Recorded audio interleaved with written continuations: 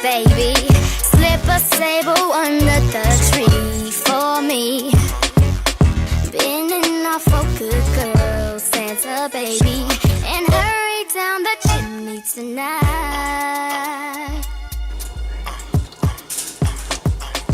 Hey YouTube, I'm Shara, and I just want to wish everyone a Merry Christmas. Congratulations, you made it to Christmas 2016.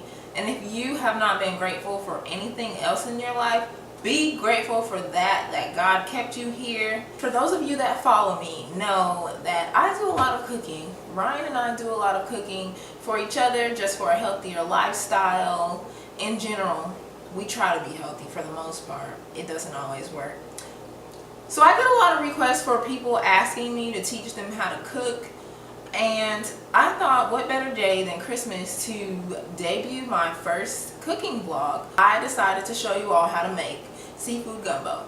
I found this recipe back in college. It's my favorite recipe. So this recipe calls for corn oil, I've heard that was the best, flour, 2 onions, 2 green bell peppers, which I don't have today, diced, 3 ribs of celery, finely diced, 4 to 6 cloves of garlic, 4 tomatoes or 8 Roma tomatoes, seeded and diced. That's if you like tomatoes in your gumbo.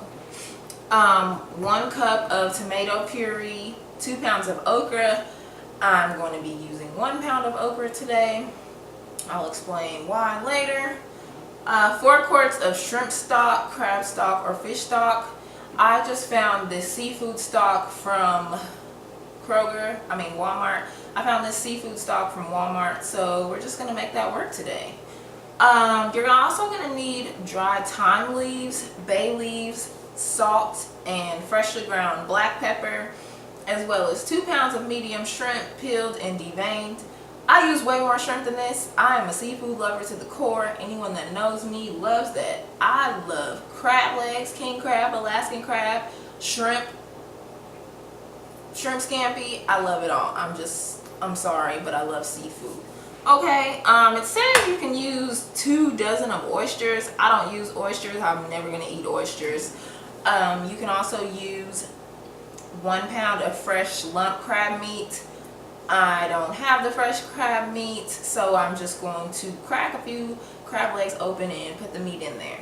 I'm also going to be using some andouille sausage and some chicken drumsticks. I'm going to boil those and shred up the chicken and add it to the gumbo later on. So the first thing that you're going to do is make sure that you rinse off all of the vegetables that you're going to be using. Rinse everything off, just everything. Rinse everything off, but especially the vegetables, because that is what we are going to be making the roe with. And everyone knows the secret to a good gumbo is a good roe base. So for the roe, what we're going to do is, in a large pot, we're going to heat the oil and flour and stir that until a light brown roe is formed. And then we're going to add the onions, bell pepper, which I don't have, celery, and garlic. So just saute those until the onions become translucent and the vegetables are tender. Then if you decided to use the tomatoes and tomato puree, which is optional, you can add that to the roe and put a lid over that and cook that on medium heat for 10 minutes. So once you're done with that, and you've cooked the vegetables, including the tomatoes and the tomato puree, for 10 minutes, you're going to add in the seasonings and about ½ teaspoon of salt and pepper and continue to cook another 10 minutes. Now that's what the recipe calls for. It's really a matter of seasoning to taste. How seasoned do you want your food?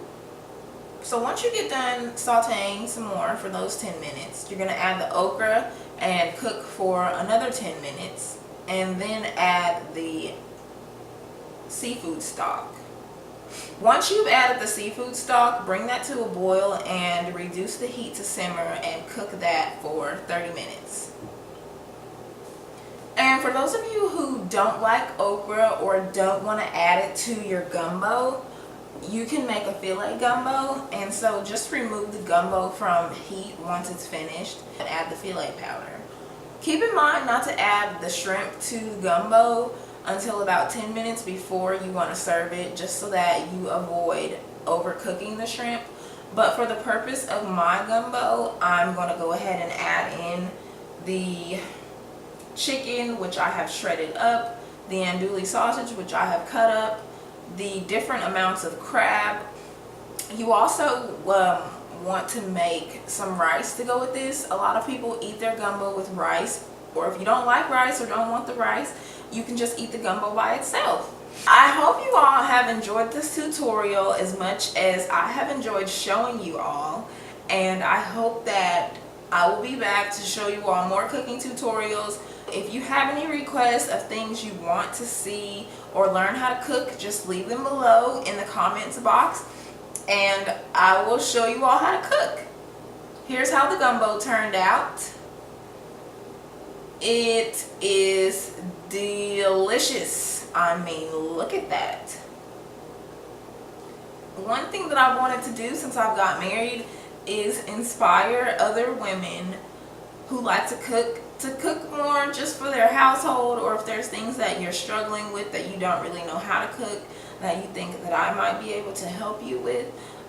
Also leave those down in the comment box and I'll be sure to work with you. I don't mind doing the cooking tutorials.